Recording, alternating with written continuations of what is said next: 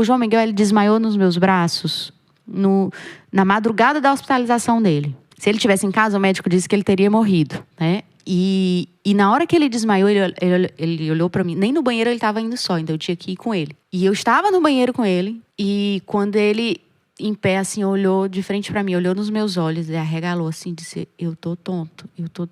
Aí ele fez assim, ele caiu. Nessa hora, imediatamente, ele não deu tempo de cair no chão, eu segurei. Mas eu vi e eu disse: eu tô vendo meu filho morrer. Não dá pra explicar. E aí eu segurei e pra chamar alguém, segurando ele, eu tinha que empurrar a porta do banheiro. Então eu peguei o pé, empurrei a porta, segurando ele com a mão. E a outra porta do quarto eu puxei de uma vez e dei um grito. Aí veio uns 4, assim. Parecia mesmo uns anjos mesmo. Porque foi impressionante. Não deu nem segundo. E Deus... E mandou. Aí eles entraram os 4 dentro. E uma ficou por baixo dele, segurou ele. Eu me afastei, eles seguraram. Mas enquanto eu me afastava, eu disse: eu não acredito que eu tô vendo meu filho morrer.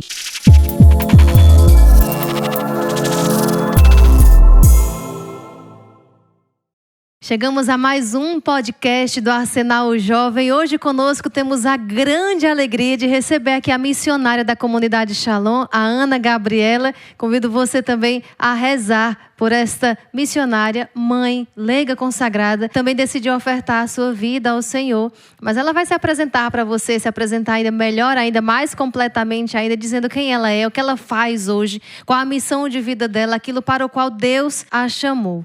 Então, Ana Gabriela, seja bem-vinda ao podcast do Arsenal Jovem. Muito obrigada, é uma alegria. Eu já estava comentando, né, que eu tenho que vir sempre aqui no Hesed, né? No Arsenal, no Terço, porque como Deus realiza uma obra na minha vida, né? E essa unidade, esse encontro. E eu participei do Cerco de Jericó todinho. E aí eu olhava e dizia: gente, ela é a irmã Sorriso. Porque a gente olha e a gente quer ficar sorrindo. Ela está sempre sorrindo, né? Então é uma alegria maior ainda poder estar com a querida irmã Sorriso. Amém, Jesus. Deus lhe pague, Ana Gabriela. É isso, gente. É a felicidade de ser de Deus, a alegria de pertencer somente ao Senhor. Eu sou a irmã Edviges Maria aqui do Instituto Hesed. Também, para mim, é uma grande alegria estarmos juntas aqui, hoje dividindo com você a experiência de vida. Você que é jovem, você que esteve aqui no último Arsenal Jovem, que a Ana Gabriela estava cantando, ministrando, pregando, rezando com vocês. Foi simplesmente maravilhoso, simplesmente celestial. Mas vamos agora começar perguntando para ela como se deu o seu discernimento vocacional, Ana Gabriela. Discernimento vocacional da vida leiga na comunidade Shalom. Ministério de Música, daqui a pouco vamos falar um pouco mais sobre isso, né? Mas propriamente dito, o chamado vocacional a uma vida de missão, uma vida entregue ao Senhor na missão. Olha, eu poderia ficar falando aqui horas e horas, porque tudo começou eu muito novinha, né? Na realidade, na barriga da minha mãe, ela brinca que eu tive a efusão do Espírito Santo lá dentro da barriga dela. Porque o Moisés, fundador da comunidade Shalom, Moisés Azevedo, ela recebeu uma oração grávida de mim. E aí diz que na hora da oração dele rezando por ela, eu comecei a mexer. Então ela disse que eu fiz a efusão lá, fui separada para Deus ali, né? Porque e durante um tempo na minha história, eu olhava e dizia: eu não tenho um testemunho forte. Eu via os testemunhos de conversão. Eu era assim, eu era drogada, eu perseguia os cristãos, eu não sei o quê, né? O Cosme assim, e um povo e tal. E eu disse: eu não tenho uma história assim, né? Isso há muitos anos. Eu olhava e dizia: poxa. Aí Deus um dia me fez perceber, né? Ele me deu essa clareza que Ele me chamou tão cedo assim, né?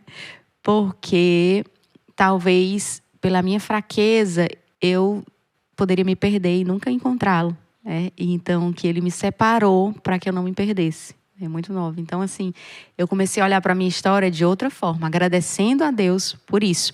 Aí desde a barriga da minha mãe começou a minha história. Então minha mãe era do grupo de oração lá do Moisés, onde começou o fruto ali, eles se encontrarem, rezarem, né? E lá no Colégio Cearense.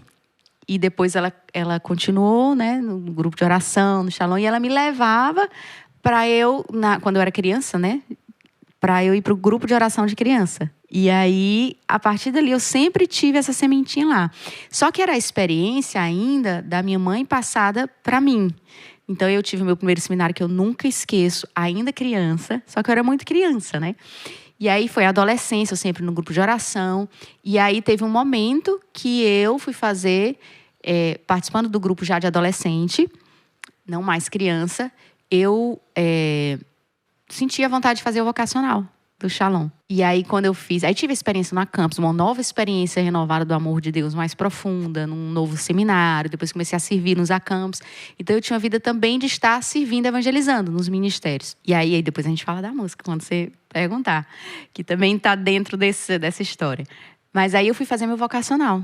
E no meu vocacional, que é onde a gente aprofunda, né, conhece mais aquele carisma, eu fiz o primeiro ano e eu queria ir para a comunidade de vida. Eu queria entrar na comunidade de vida, né, largar tudo e morar lá nas casas da comunidade. Aí eu fiz todo o ano vocacional. Quando chegou no final do ano, a minha acompanhadora vocacional, ela disse que para eu mandar para eu fazer a experiência na aliança. Aí eu disse: não vou para a comunidade de vida, então não quero ir para a aliança, não. Aí eu fui fazer outro ano de vocacional, porque Deus precisava convencer o meu coração, me mostrar o que Ele realmente queria, né? Meus amigos indo para a comunidade de vida, largando tudo e indo, e eu lá. Aí eu disse: não, vou fazer de novo. Aí fiz outro ano vocacional, e depois fiz a experiência na aliança e fiquei na aliança. Amém, Jesus. Para ver, né? Deus age na nossa vida, Deus age na sua vida. É exatamente assim, por isso a importância de um coração dócil, né, Ana Gabriela? Enquanto você falava, lembrava de Santa Teresinha. Santa Teresinha também dizia isso, né? Deus me recolheu cedo ao Carmelo, porque sabia que se talvez eu ficasse fora, né, a história não terminasse com a história de santidade como foi. Então, e lembrava também de algo que aqui no nosso instituto também temos uma grande, linda experiência quando vemos a misericórdia que resgata do pecado e a misericórdia que preserva.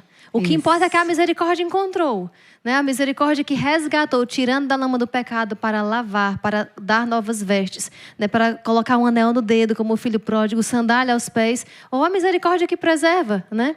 A misericórdia que não deixa você cair no pecado. Você que está assistindo agora esse podcast, quero convidar você já a tomar posse desta palavra que a Ana Gabriela falava para você agora e coloca nos comentários: eu fui encontrado pela misericórdia do Senhor. Porque hoje, você que está aqui pela primeira vez também foi encontrado pela misericórdia do Senhor.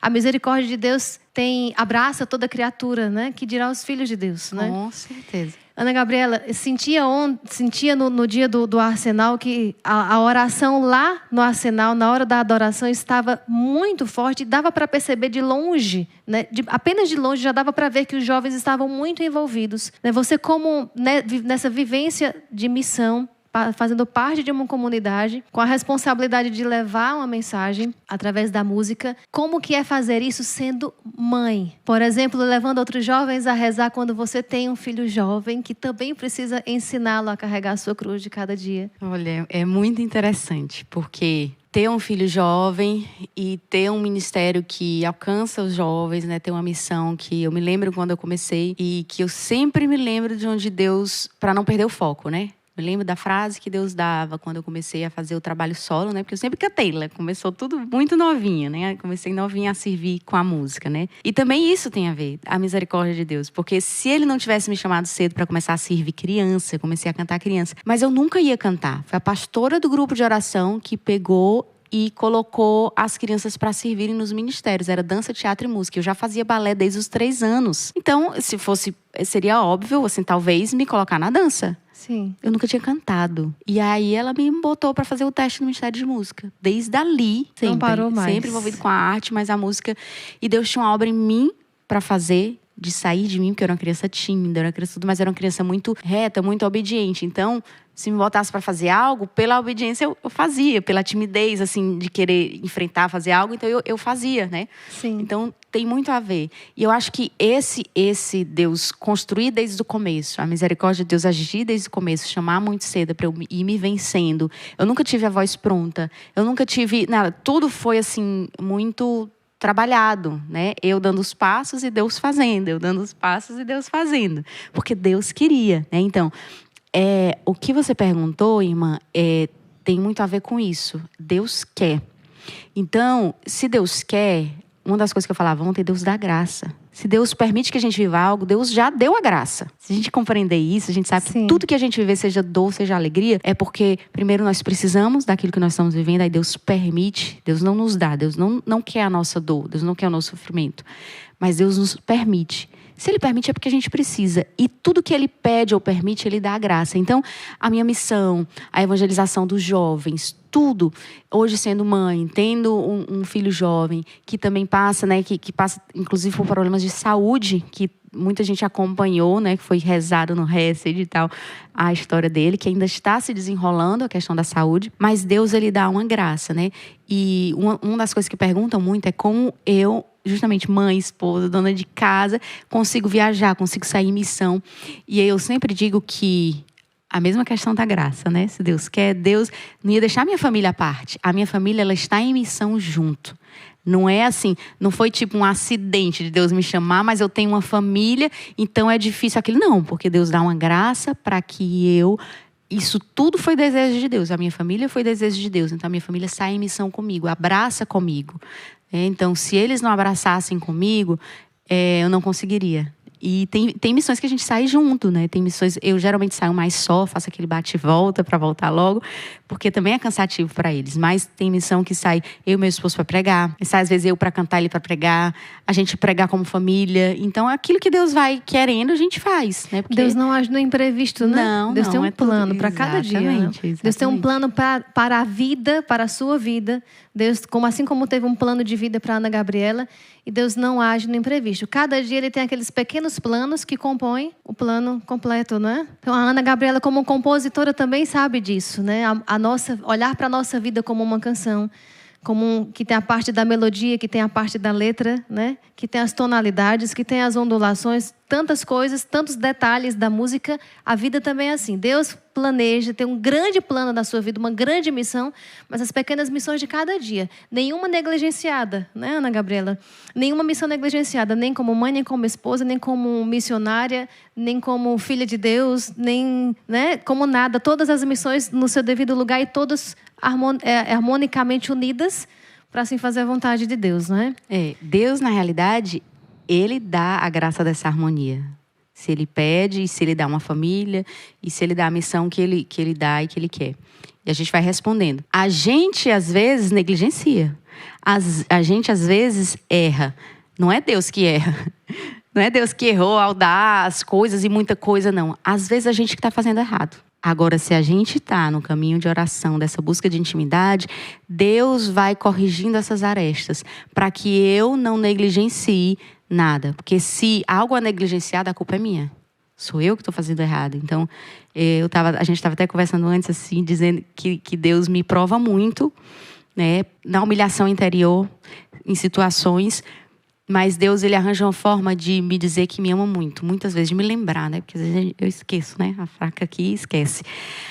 Mas Ele arranja uma forma de me lembrar que eu sou muito amada. Mas permite isso para que eu dê um passo atrás e disse, poxa, alguma coisa eu estou fazendo errado. Alguma coisa Deus está aqui me alertando quando Ele me prova nisso, né? Então, nós precisamos ficar em alerta naquilo que nós estamos fazendo errado. Mas não é a nossa família, não é a nossa missão que está errada. É a gente que talvez esteja fazendo algo que está fora da caixa. Provavelmente é porque a gente se afastou um pouquinho de Deus. Provavelmente é porque a gente se orgulhou demais, esqueceu, deixou Deus de lado. E aí Deus faz a gente... Peraí, volta aqui, que você tá errada aqui. Tá pensando muito em você, volta aqui. E essa situação aqui, e essa situação aqui. Exatamente. Que forte essa mensagem agora da Ana Gabriela, tocou meu coração também, né? Sempre precisamos lembrar da humildade, lembrar que ela é necessária não somente para quem está no caminho sacerdotal ou religioso ou missionário, mas na vida, no mundo. Aproveita agora para pedir que você já deixe agora, Ana Gabriela, o que é que você diria para os jovens que assistem agora, para os adultos também na missão, enquanto mães, enquanto pais, mas os jovens que viveram essa experiência no último Arsenal com você, essa mensagem de como viver a humildade, de como buscar as virtudes, de como buscar a santidade no meio que eles vivem, né? De estudo, de profissão, de faculdade, de amizades, de relacionamentos com pessoas de diversos temperamentos, de diversos jeitos de ser e, ao mesmo tempo, buscar essa santidade, essa virtude, mas mantendo a sua autenticidade enquanto filho de Deus, porque é uma das coisas que nós percebemos em você. É uma pessoa autêntica, né? É uma mensagem que passa para nós que, embora faça parte de uma comunidade, seja esposa, seja mãe, tem uma missão de cantar, você é autêntica, né? Tem uma marca que é sua, O que você diria para eles hoje?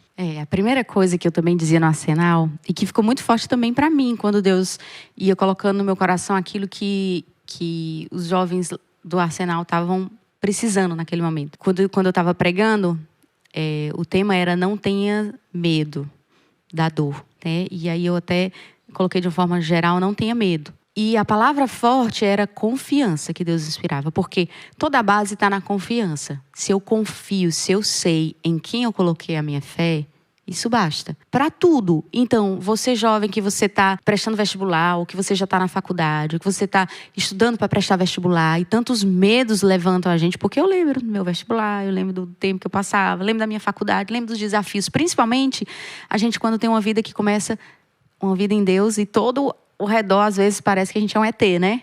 Então, a gente tem muitos medos. Primeiro, não tenha medo, mas eu só não vou ter medo se eu estiver enraizado nessa vida de intimidade com Deus. Então, o que eu quero dizer para você de mais forte é que essa confiança, ela vai existir. Você vai ter certeza de em quem você colocou a sua fé. Essa confiança vai existir se você plantar como prioridade da sua vida, essa vida de intimidade com Deus. Porque não vai existir confiança, só vai existir medo se você não tiver plantado e cultivado essa vida em Deus. A vida de intimidade, a eucaristia, a adoração.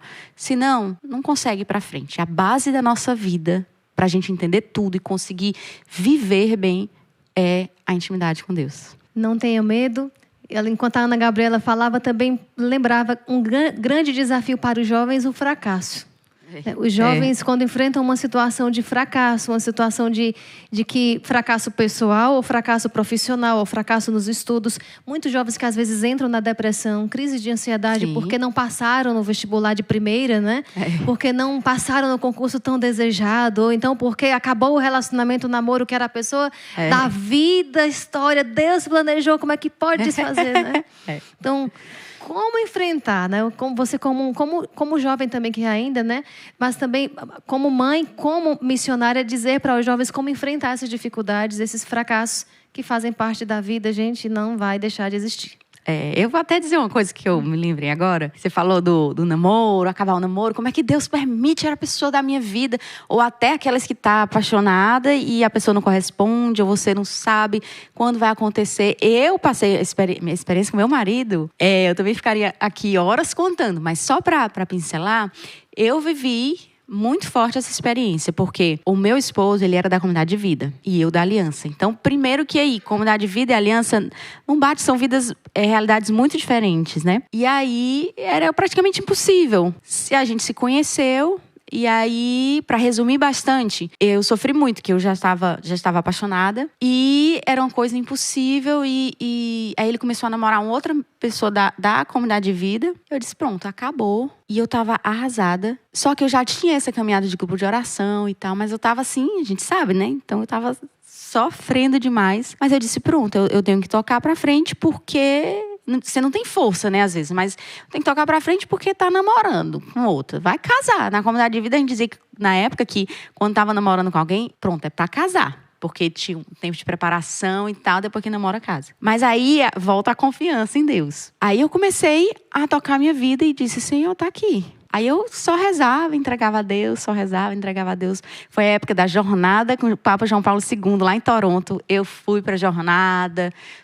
Eu era na época do Missionário Shalom, né? E aí eu fui em missão, fui cantar, Aí fui, mas muito dolorida.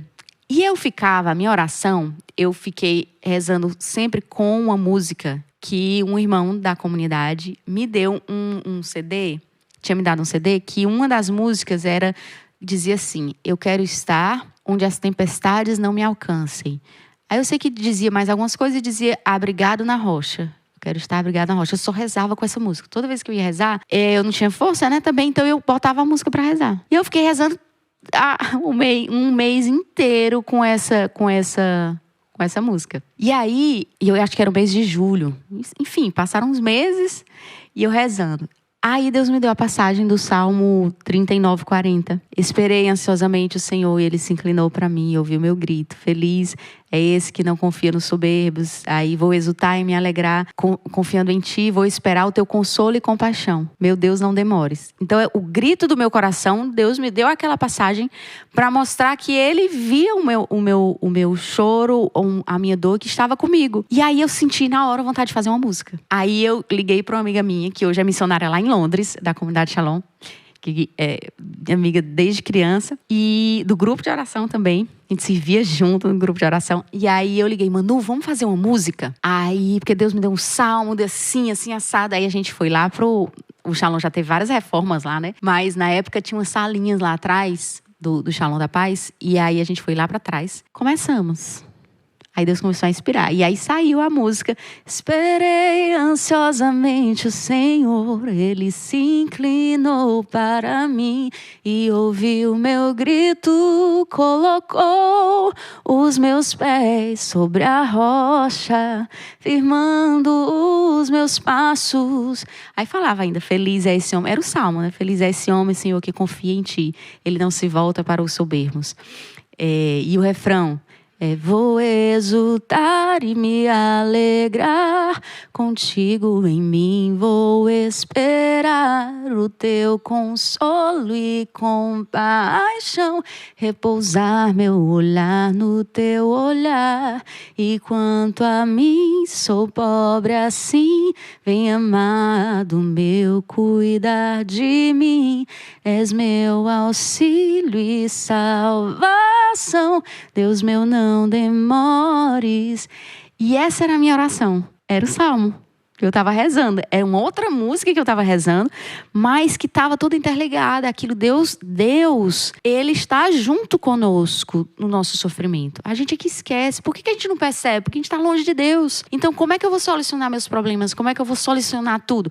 Eu me aproximando de Deus. A solução sempre vai ser eu recorrendo a Deus. Mesmo na hora que a gente quer sair, que a gente se acha indigno, que a gente acha que não é para nós. Mas Deus é para nós, é para aquele que está doente, é para aquele que necessita. Então a gente vai do jeito que a gente está. E eu dizia também no Arsenal, Deus colocava muito na hora da adoração, que nós temos escolhas, nós temos caminhos e podemos escolher entre esses caminhos. Podemos escolher o caminho que Judas resolveu seguir, que não foi o da misericórdia. Ele mesmo se condenou, porque talvez não tenha permitido Deus, talvez ele não se aceitasse errar. Talvez para ele não suportou ele ter negado Jesus e não aceitou. Talvez porque fosse uma falsa humildade. Ele não se reconhecia fraco. E Pedro negou, mas recuou. Percebeu, poxa, realmente eu sou fraco. Acolheu o abraço do Senhor, da misericórdia. Acolheu o abraço da misericórdia. É isso que nós precisamos fazer. E só para concluir, que eu acho que vão perguntar como foi o desfecho da história, né? Sim, sim.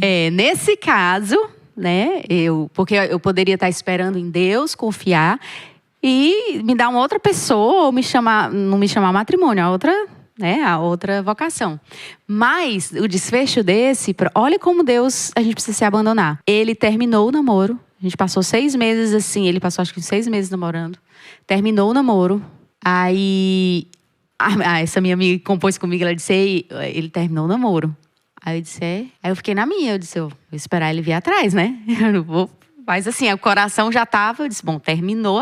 E aí ainda esperei acho que alguns meses. Aí ele veio atrás, me chamou pra conversar. Aí sabe onde é que ele me levou? Ele me levou lá no cemitério. Aí ele conta que me pediu namoro no cemitério, né? Mas é muito engraçado, todo mundo ri dessa história. Mas é porque quando ele me chamou pra ir no cemitério, eu já sabia que a gente era amigo, né, antes. Eu já sabia que lá era um local especial, porque a experiência dele de conversão tem muito a ver com o Ronaldo, o jovem da comunidade que doou até a última gota de sangue pela evangelização dos jovens. Foi ele que criou a Campus na comunidade e ele tinha uma vida radical no sentido de entrega total a Deus. E ele sofreu um acidente indo para uma missão e foi a última gota ele perdeu até a última gota de sangue. E nas anotações dele, ele dizia que queria consumir até a última gota de sangue pela evangelização dos jovens. E ele, literalmente, no acidente, ele não morreu sem perder o sangue, ele perdeu até a última gota de sangue no acidente, né? Então, eu sabia que aquele momento era importante, né? E aí, aí foi ali que a gente retornou a conversar e tudo, até que a gente começou a namorar, noivou, casou, nós dois somos temos votos definitivos na comunidade, né? E tudo que Deus fez na nossa vida. Então, a confiança, mais uma vez, que só vem com a vida de intimidade, né? Detalhe. Amém, Jesus. Ana Gabriela, na sua história, nós sabemos que existe a entrega, não a perda, né? A entrega de um filhinho de 1 ano e meio para Deus. E uma vez nós escutamos aqui, no Exército de São Miguel, de uma mãe que já havia também perdido alguns bebês e dizia assim, quando a dor me visita, eu penso que é o Senhor me beijando. Se eu rejeitar a dor, eu posso perder a oportunidade de receber o beijo do Senhor. E agora, depois dessa experiência de entregar ao Senhor um filho, hoje você é convidada a, de uma maneira diferente, com certeza mais madura, humanamente falando e espiritualmente, a subir no Calvário novamente, mas desta vez sabendo como conduzir toda uma situação, crendo no Senhor pela cura. Nós estamos rezando pelo João Miguel já há um tempo, o filho da Ana Gabriela. Ela vai falar desse processo que está vivendo com ele, de cruz, de carregar a cruz, né? De ter a sua própria via sacra. Porque eu acho que não tem uma dor maior para uma mãe do que ver um filho doente, um filho limitado e da parte dela se enxergar um limite. Eu cheguei até aqui, Senhor, até aqui eu pude fazer. Daqui para frente eu não posso mais. E mais doloroso ainda deve ser quando se vê que chegou no limite e você não vê mais para frente o que é que vai acontecer. Como que Deus vai conduzir, embora nós creiamos, né? Nós cremos no poder de Deus. Nós estamos rezando pelo João Miguel já há um bom tempo, de maneira muito particular, até testemunho no meu coração quando rezamos na hora da misericórdia. É o que sempre nos vem, né? Deus está provando você mais uma vez. Ela falava da humilhação aqui, que o Senhor às vezes manda para ela esses momentos de humilhação para lembrar que ela é menos que Deus, mas amada por Ele, não é? É uma provação que Deus envia, mas na certeza da cura. Então, como tem sido esse caminhar nessa via sacra, enfrentando mais uma vez uma situação dolorosa com o filho, mas agora com uma visão mais amadurecida, de confiança na misericórdia de Deus, sabendo que Deus cura, sabendo que a presença de Deus cura, que a presença de Deus restaura. É interessante. Eu estou pedindo a Deus a inspiração para saber exatamente o que falar, porque são muitas coisas, né? Então, eu digo que para cada filho, Deus teve uma prova, né, para a gente.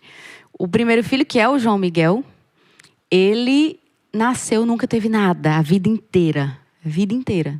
Ele está com 16 anos agora, que fez em dezembro.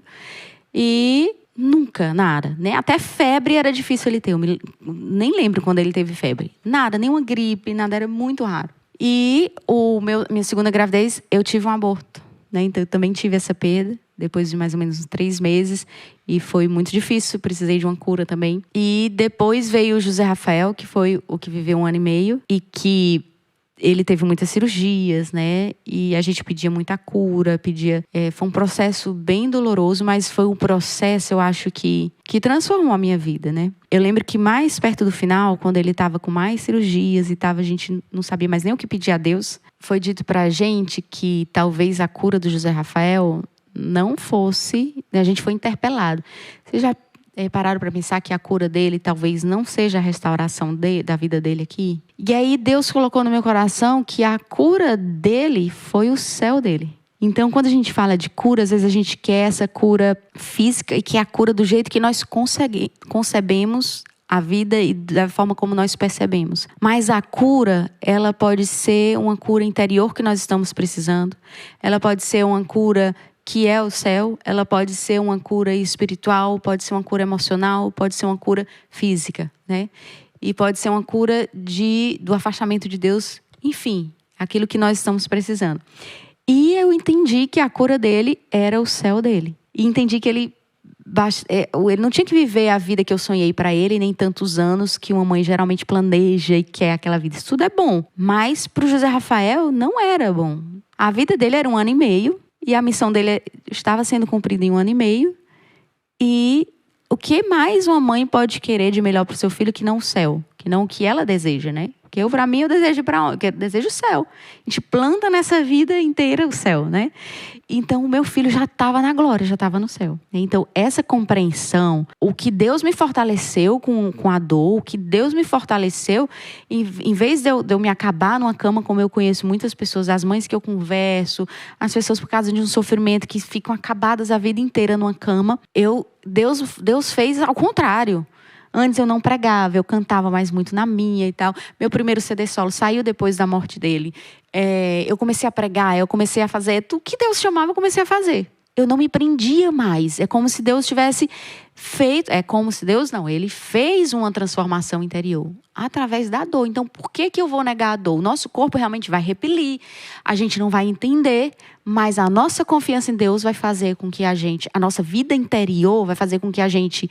E detalhe, a nossa vida interior de amizade com Deus, quando a gente está bem, quando a gente está bem, é o que vai nos sustentar quando a gente não estiver bem. Porque muitas vezes a gente não vai conseguir nem rezar. Muitas vezes a gente não vai saber o que fazer.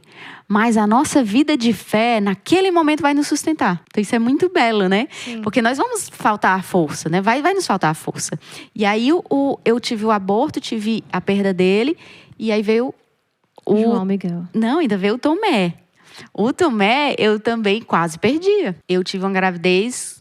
quando foi mais ou menos de completar 6 meses, eu entrei em trabalho de parto. Eu nunca entrava em trabalho de parto antes. Era cesárea, eu tentava entrar em trabalho de parto, fazia dança, fazia tudo e não entrava. E no Tomé, com quase 6 meses, eu entrei. Aí foi outro processo. Eu perdi o tampão, fiquei 3 dias com contração. Aí a amiga minha, inclusive, que sempre faz aniversário no dia seguinte do meu, que a gente cresceu juntas, ela é médica e o esposo dela também é médico, estava de plantão. Aí depois de 3 dias, ela disse: Gabi, vai pro hospital, porque o Rafa tá lá e você vai e ele te prepara tudo lá com a pessoa que for assumir, né, da obstetrícia e tal, porque não pode ficar assim, não, tu vai ter neném. Eu tava com contração forte. E aí, cheguei lá, já tinha uma cadeira de roda pra mim, eu tava acabada. E eu fiquei na sala que as mães ficam esperando para terminar as contrações, né, e a abertura necessária para poder ter o bebê. Então elas ficam gritando e tal para soltar. E eu gritava para segurar. Eu precisava segurar o bebê.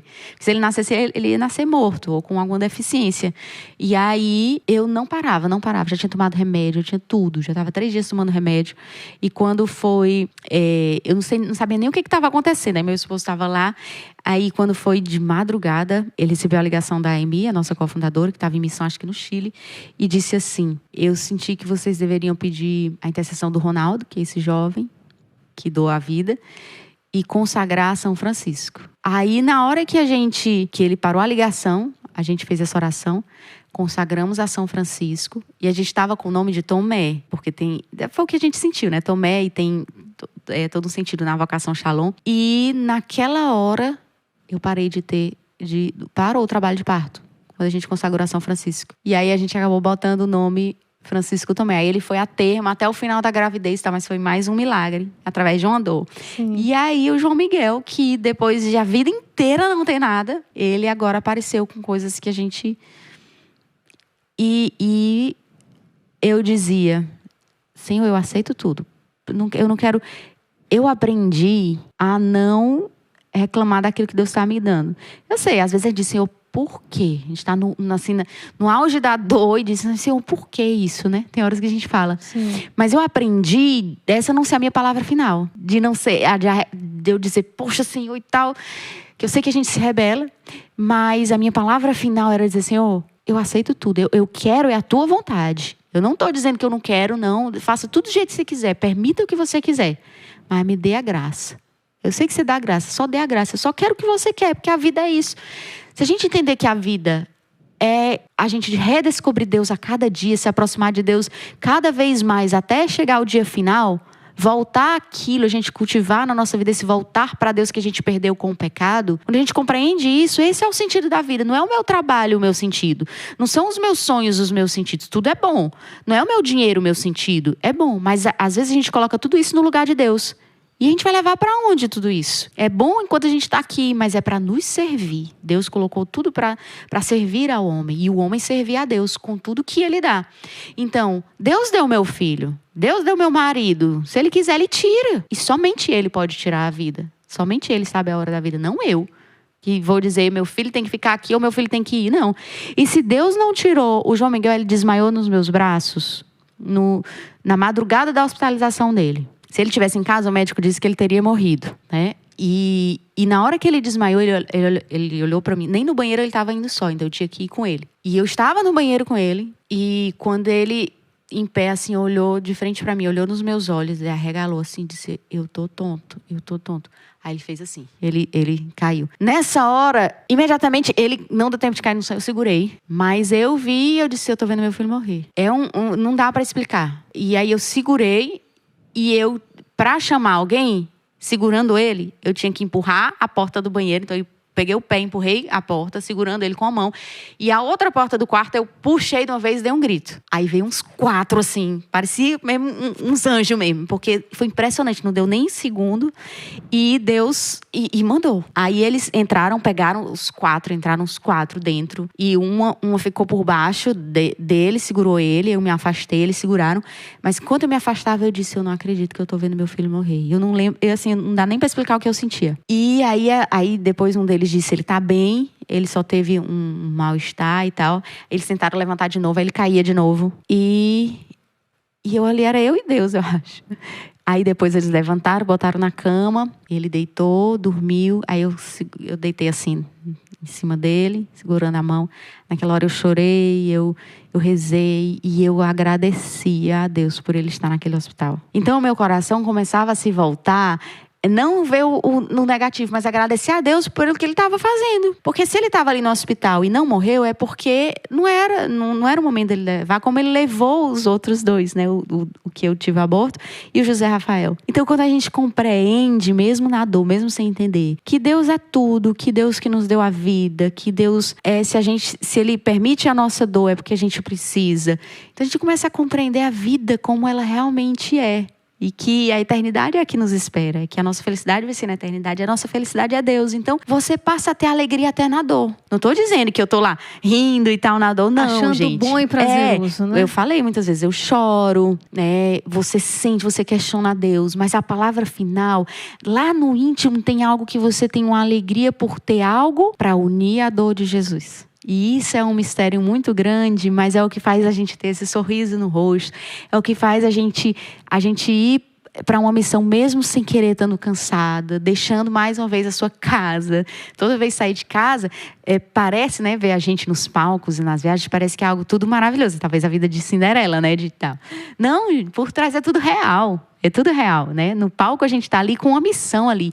Uma missão que não começa naquele palco, né? Uma missão que está sendo plantada todos os dias e que envolve as ofertas do dia a dia. Em casa eu lavo louça, em casa eu passo roupa, em casa eu cuido dos meus filhos, em casa o menino corta o dedo, a gente está lá, né? A gente tem as questões financeiras, a gente tem todas as mesmas coisas. Só que a gente está optando por dar um sim a Deus e todas essas coisas não ser o que nos rege, né? E a gente tem que trabalhar, gente, para não deixar as coisas serem nossos ídolos, o dinheiro não ser o nosso ídolo. Eu sou muito matemática, eu sou muito assim, 2 mais 2 é igual a 4. E aí Deus me forma.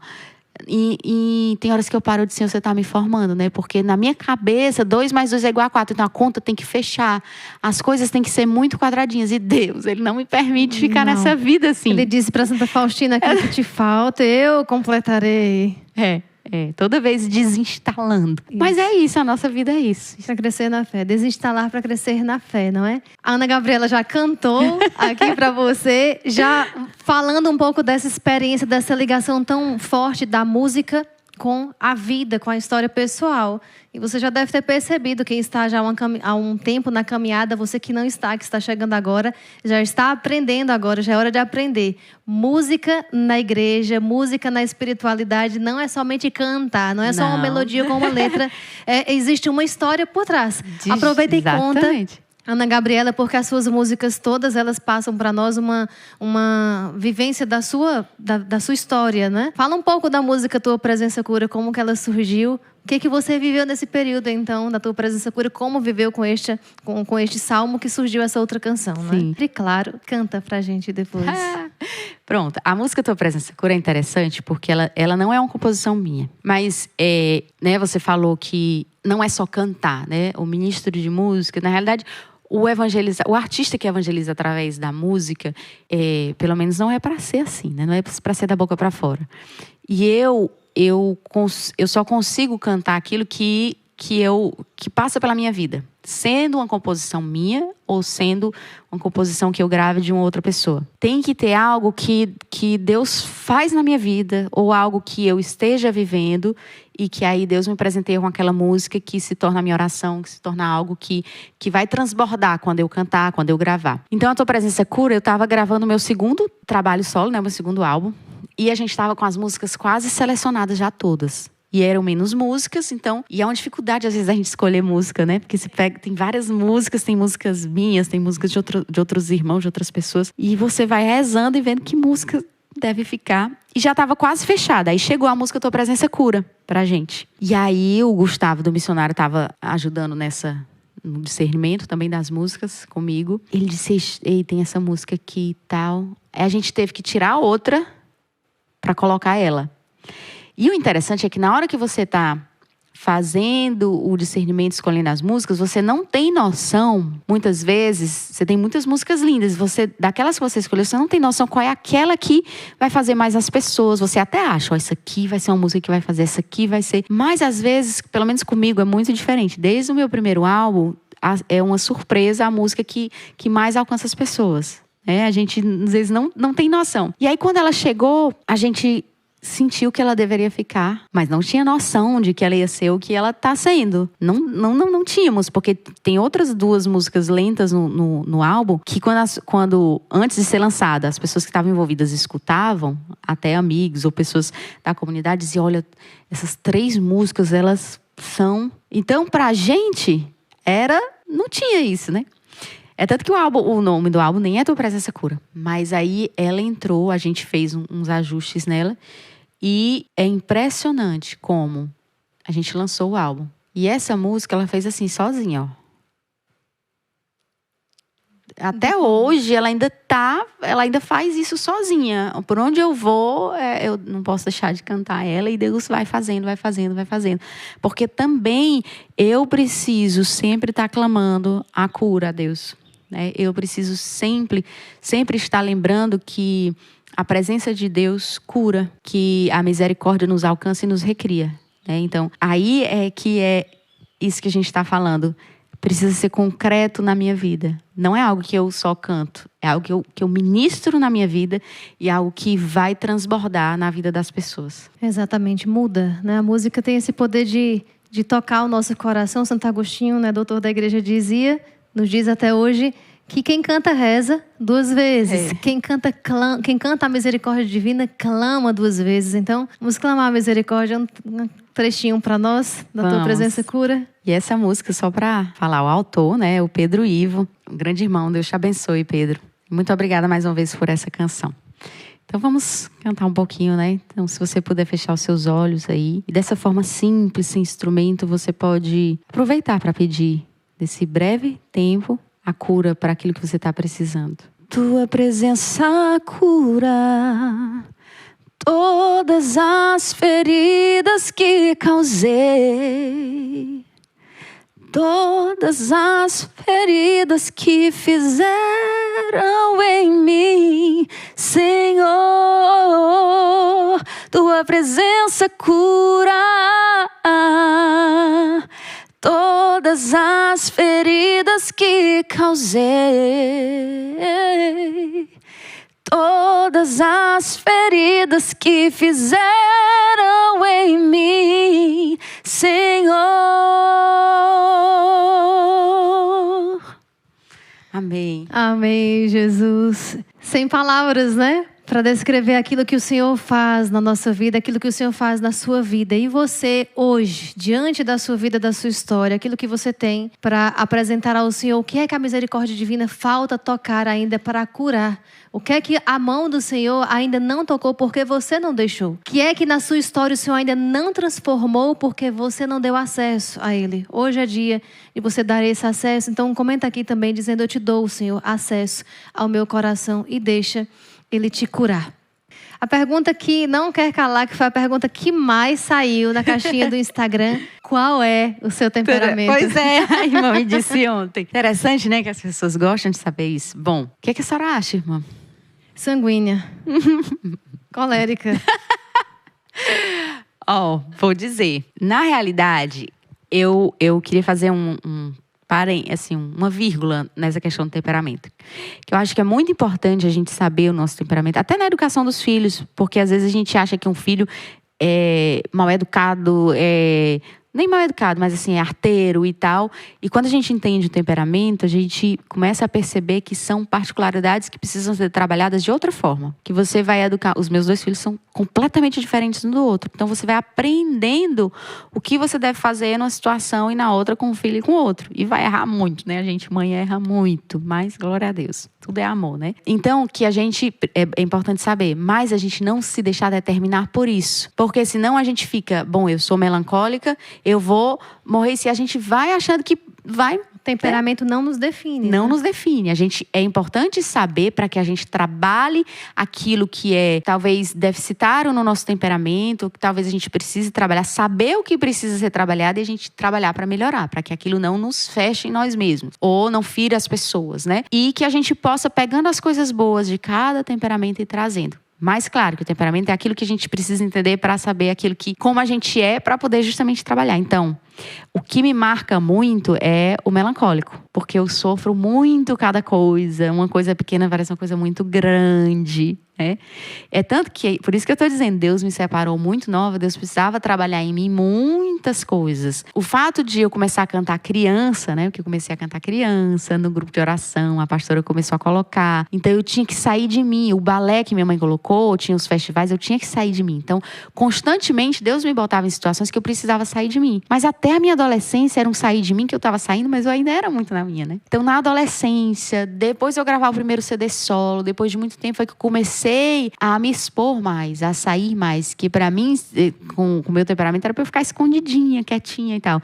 Então, tudo é esse vencer. Se eu fosse ficar preso no meu temperamento, eu não dava um passo, subir uma escada para fazer o show. Eu não estava aqui conversando para gravar no meio de uma câmera, né? Então, é isso que é interessante do temperamento. É que você vence aquilo que precisa ser vencido. E talvez vença todos os dias. Sim, tem que vencer todos os dias. Mostra, inclusive, que interessante ver isso, não é? Há pouco tempo, você viu a Ana Gabriela falar a respeito da atitude espiritual, da atitude interior de ali se manter firme diante da perda do filho, diante da dor. Que se for olhar pelo temperamento, o temperamento melancólico iria intensificar essa dor. E aí sim a sua tendência seria mais para afogar-se na tristeza, afogar-se na depressão. Exatamente. Mas não, existe uma força contrária, ou seja, o trabalhar do temperamento e o deixar o agir de Deus sobre o temperamento para aí sim definir a sua atitude diante de Deus, diante da vida, não é? Isso, e aí eu acho que junta no meu lado mais é o melancólico, que eu acho que dá mais, que é o que rege. Então tudo se torna muito grande, eu sofro. E aí você fica dentro daquilo e você começa a trabalhar. Não, para que eu estou exagerando demais.